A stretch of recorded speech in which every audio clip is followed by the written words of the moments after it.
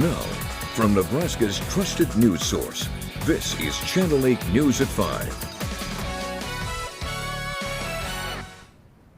Coming up tonight on the news, Lincoln police announcing an arrest made in a stabbing. Plus updates on 2 fatal crashes in the capital city. And a 7th person has died from the Highland Park shooting in Illinois on the 4th of July. The latest details on how the suspect planned his attack. Good evening, everyone. Thank you so much for joining us. Those stories and much more coming up here in just a moment. But first tonight, we have severe weather to talk about, so let's check in with meteorologist Rusty Dawkins over in the Weather Center and see what exactly is out there right now, Rusty. There is a line of storms that's moving in from the northeastern portion of the state, and it's headed south. Now, right now in the capital city, it's pretty quiet, it's hot, it's humid, but we've kind of gotten used to that. But the storms aren't here yet. So here's a live look outside, and we are looking at the clouds coming off of the storms well to our north. So we'll get to that in a second. First, it's hot and humid, so a heat advisory is in place through 8 p.m. tonight. And because of that, the 100 to 110 heat indices are going to be possible for the next couple of hours. Here's the severe thunderstorm watch. Does not include Lincoln and Lancaster County, but all the counties to the north, like Saunders, Sarpy, Douglas, Butler County, all within the severe thunderstorm warning. Cass County just off to the east of Lancaster County, and then areas north. Now here's the storms in question, and kind of right on with that severe thunderstorm watch. And it looks like these storms are weakening a little bit, but there is an outflow boundary that's starting to pop up other storms in central Nebraska and southwestern portions of the state. So that's something we'll be keeping a close eye on. But closer to home, looks like Norfolk going to be seeing some strong storms here over the next 15 to 30 minutes, and areas to the north and east. Temperatures, though, just hot and humid. 99 in the capital city, 94 in Friend, dew points in the 70s, between 70 and 75 degrees. So a heat index of 106. Are you kidding me? In the capital city. So just hot, just humid, very, very muggy. So as we head through tonight and into tomorrow morning, showers, thunderstorms possible on and off throughout the day tomorrow. And once again, on the hot side, not quite as hot as it is today, but still hot and still muggy. So we'll talk more about this severe weather threat and how hot and humid it's going to be over the next couple of days in a few. Sounds good. Thank you very much, Rusty. Big news today coming from Lincoln Police just this afternoon. An arrest has been made in a fatal stabbing that happened Friday night. Earlier today, members of the Metro Area Fugitive Task Force and members of the Criminal Investigation Team followed up on tips, and they were able to locate Mr. Alexander in the area of 31st and Folkways Boulevard, the northwest sector of the city, and they took him into custody without incident. 26-year-old Austin Gress was stabbed several times outside of a convenience store near 27th and Dudley Friday night. He was riding a bicycle alongside his dad when it all happened. Police say Gress and Alexander knew each other, got into a scuffle, and that's when Gress was stabbed. Alexander faces several charges, including manslaughter. Meanwhile, the search for the suspect in a deadly hit and run here in Lincoln continues tonight. This happening Saturday night. LPD says 19-year-old Alexander Eskra was killed in the crash near 37th and O Streets. Police say Eskra was driving eastbound on O Street when a Ford Focus crossed the median and hit him. Eskra's vehicle then hit another car, injuring both the driver and passenger of that vehicle, but both were minor injuries. A suspect is being considered based on video released to LPD. The driver of the Ford Focus left the scene on foot shortly after the crash occurred. Investigators have located video of this suspect and are still working to locate him as the investigation continues. LPD urges anyone who witnessed the crash or has any information on the suspect to please come forward. And Lancaster County deputies have released the name of a man killed in a crash just north of Lincoln. It happened north of 27th and Interstate 80, the interchange there. Deputies say 33-year-old Christopher Gardner of Lincoln died at the scene near Arbor Road. They say witnesses saw a white SUV run a stop sign at the intersection there, went into a bean field and became airborne and then hit a tree. This investigation is still ongoing. We're also learning Lincoln police are searching for suspects who reportedly fired several gunshots at a car. LPD says a 23-year-old victim was driving with 2 young children in the car when someone inside a white sedan opened fire at their car. LPD tells us it happened near West A and Southwest 56th Street yesterday afternoon. The victim said the car followed them before speeding off after firing several rounds. 6 bullet holes were found in the rear of the victim's car. LPD is still investigating. After everyone had their fun on the 4th of July, LFR hosts an annual Amnesty Day for unused and unwanted fireworks. The collection event took place at Oak Lake Park here in Lincoln. It was for legal and illegal fireworks, no questions asked. It ran until noon today, and fire officials, they're going to take those unused fireworks and dispose of them by either incinerating or using secondary charges to blow them up. LFR says they really had a great response. We've had a very good turnout this year, and the majority of people that have had them in their homes for a number of years, left over from children or something like that. So they're quite aged, and you know, photo flash powder, which is in fireworks, never loses its sensitivity, so it always has the potential to ignite or go off. So it's just good that people, especially the older stuff, get it out of their homes. If you missed the collection event today, LFR says you can still have your legal or illegal fireworks safely discarded without penalty by calling the Fire Prevention Bureau at City Hall. Fire personnel will come to your home to pick them up. You know, this all comes as cleanup efforts from last night's festivities are happening across the state. However, one expert says if you're just now picking up, you may be too late, especially if you got any rain this morning, like some in our area. That water can wash fireworks into the storm drains. This can cause pollution to rivers and lakes and harm water ecosystems. But firework debris, even left in yards or streets, can put people at risk. Fireworks contain some harmful and sometimes toxic chemicals and compounds that, when they're left behind on the streets or in public areas like the grass or a park, those chemicals and compounds can actually cause harm to people, animals, and our environment. When cleaning up a day late, she recommends to wear gloves and use a broom if necessary and place leftover fireworks in a sealed plastic bag. Now to the latest on that deadly July 4th shooting at a parade in Highland Park, Illinois. Authorities now say the suspected gunman had planned the attack for weeks. Officials talking with witnesses and combing through the suspect's social media footprint. ABC's Morgan Norwood has more on the investigation from the scene of the massacre. Officials say the suspected gunman at the center of the deadly rampage at a July 4th celebration in Highland Park, Illinois, had been planning this attack for weeks. He brought a high-powered rifle to this parade.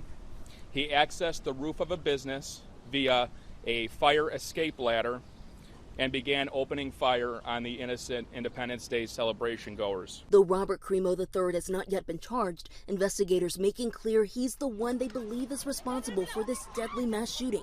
According to multiple law enforcement sources, Cremo is cooperating with authorities and has made statements taking responsibility for the attack. Police say he purchased at least 5 firearms, including that AR-15 style high-powered rifle, legally in Illinois. They allege he fired more than 70 rounds into the crowd. During the attack, Cremo was dressed in women's clothing, and investigators do believe he did this to conceal his facial tattoos and his identity and help him during the escape. When the rampage was over, authorities say he dumped the rifle, got down from the roof, and walked among the same people he had just been shooting at. He walked to his mother's home, who lived in the area, and he blended right in with everybody else as they were running around, almost as he was an innocent spectator as well. Right now, authorities are still working to piece together a motive and a timeline, reviewing surveillance video of the attack. This doctor, who happened to be at the scene, jumping in to help save lives. I started a couple IVs. We helped move people to a staging area. I didn't do anything heroic. I did what anyone who has who has medical training would try to do. In all, 7 people were killed and more than 30 taken to the hospital. Officials say they found a second rifle in the suspect's car. This afternoon, a community left reeling, planning a series of vigils. Loved ones of the victims now planning funerals. And the question is this: had enough, America? I sure hope so. If you've had enough, elect people who feel as we do. We need more gun safety. And President Biden has ordered flags at half-staff in honor of the victims of this shooting. Biden saying today he's unsure if he'll travel here to Highland Park. Morgan Norwood, ABC News, Highland Park, Illinois. And here locally, Governor Pete Ricketts has also ordered flags to be lowered to half-staff to honor those lives that were lost in Illinois yesterday. All right, let's talk about the economy now. The demand for food is on the rise while fuel inflation works against local businesses. And now the Food Bank of Lincoln is serving more people. At the start of the year, it was 25,500 households, but now that number is upwards of 33,000. The Food Bank of Lincoln travels to 16 counties across southeast Nebraska, covering an area of about 9,200 square miles. They have observed a dip in donations from partners, but now inflation is also knocking on multiple fronts. To serve those local communities, their fleet is needing to bump up the budget for fuel in their new fiscal year. It's a concern, just looking at our budget we're just starting a new fiscal year, and we know, or we believe that our fuel expense alone will be over $75,000. Food Bank of Lincoln previously had a $65,000 fuel budget for 2021. Lincoln Fresh, one of the food bank's mobile trucks known to bring fresh veggies and goodies around the city, will need to be factored into that new budget. Donors are also feeling the squeeze of inflation as well, causing many to adjust and less donations to come through the door. Still to come on the news tonight, the latest on the war in Ukraine and NBA star Brittany Griner's letter to President Biden on the 4th of July. That and your full forecast with Rusty right after the break. Celebrate your freedom in style.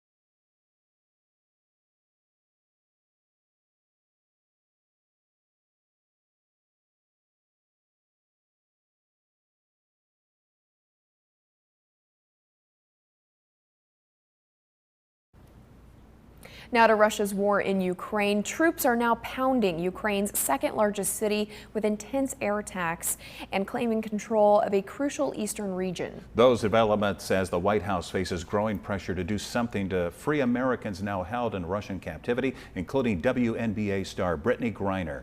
ABC's Justin Finch reports from Washington. In a handwritten letter sent to President Biden on the 4th of July, Brittany Griner opens up about her fears, writing, "As I sit here in a Russian prison, alone with my thoughts and without the protection of my wife, family, friends, Olympic jersey, or any accomplishments, I'm terrified I might be here forever. The WNBA All-Star in custody since February after Russian police claim Griner was carrying vape cartridges containing hashish oil in her luggage.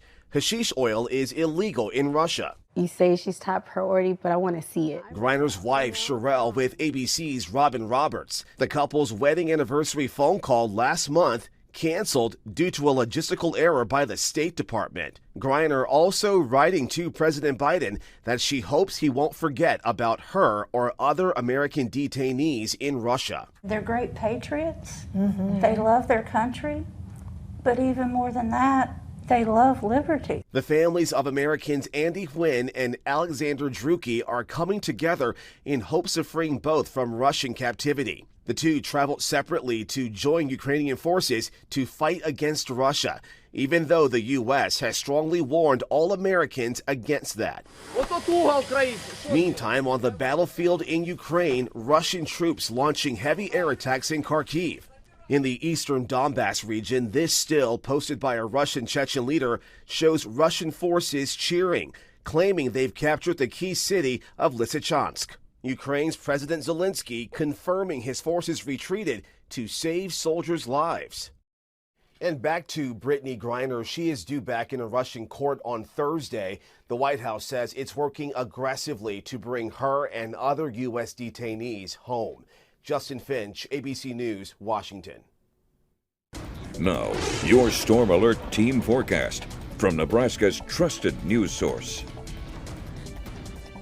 Quite a bit of activity going on across the state of Nebraska. This is some very strong storms, a lot of wind. This started early this morning all the way into on the other side of the Dakotas in North Dakota and South Dakota. It made its way south and east. It had tennis ball size hail. It had 80 or 90 mile per hour wind gusts. Now it's in Nebraska, at least the southern fringe here, and it's still severe, just not as severe. It's kind of running into some more stable air, but it's trying to expand. And notice this little line right there. Do you see that just go zip like that?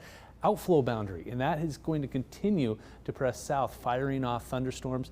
But there's been a lot of storm reports over the last 12 hours, and just recently a tornado off and just on the other side of the border in northeastern Colorado. But wind reports coming out, some storm damage, some wind damage going on, but look at everything upstream from there. This is from earlier this morning, and that storm just made its way across the Dakotas and is now in the northeastern parts of Nebraska. So we'll likely see more wind and wind damage reports over the next couple of hours. So a severe thunderstorm watch is in place generally for eastern Nebraska until 10 p.m., a little further north until 7 p.m. So that's why it has 7 p.m. right there.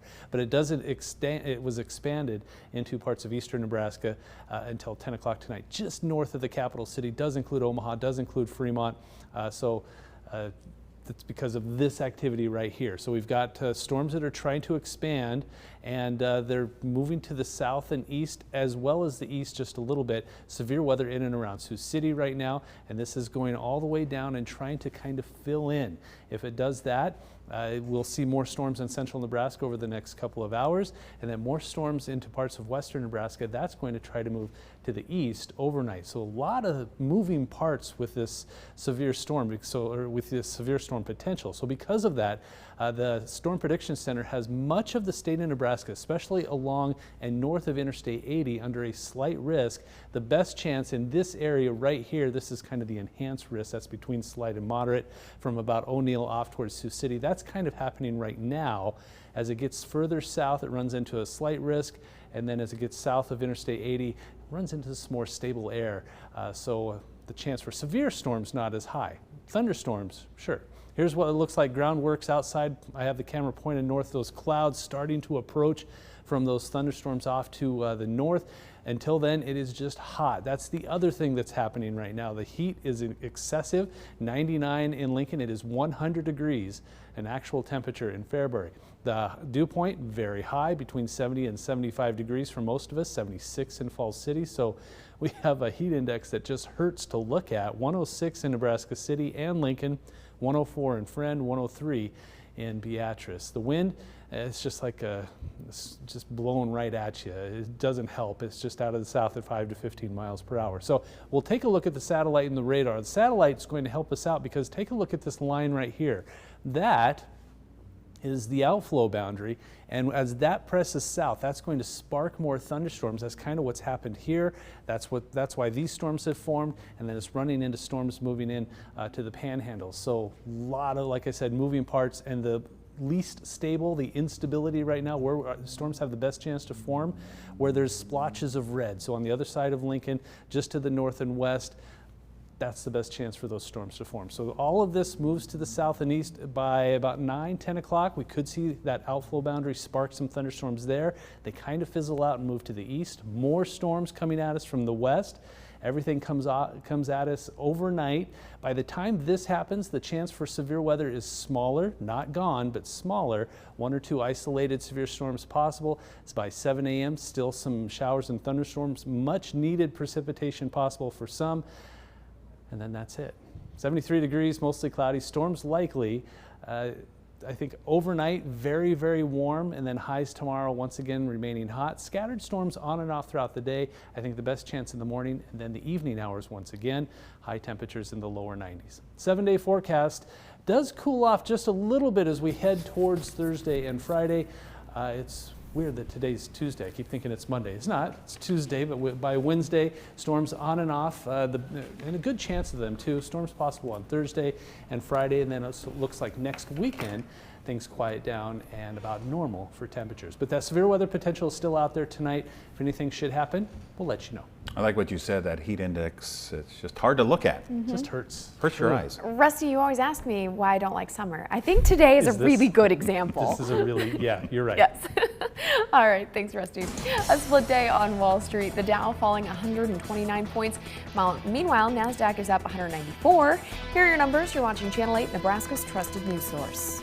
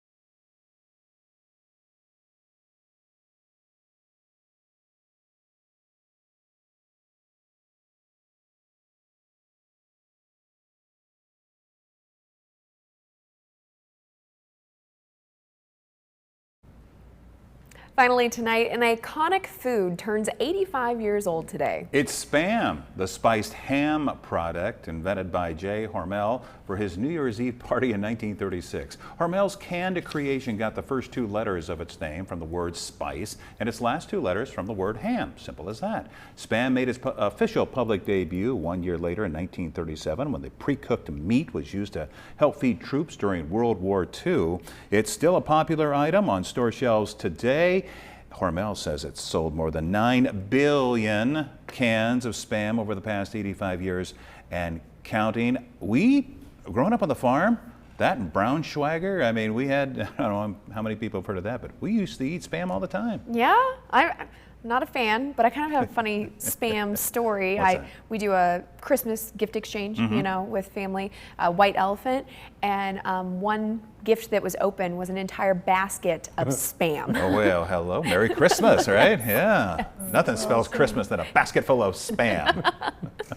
All right, let's talk about the weather. That's kind of serious, right? Yeah, we have a severe thunderstorm watch just to the north of the capital city until 10 p.m.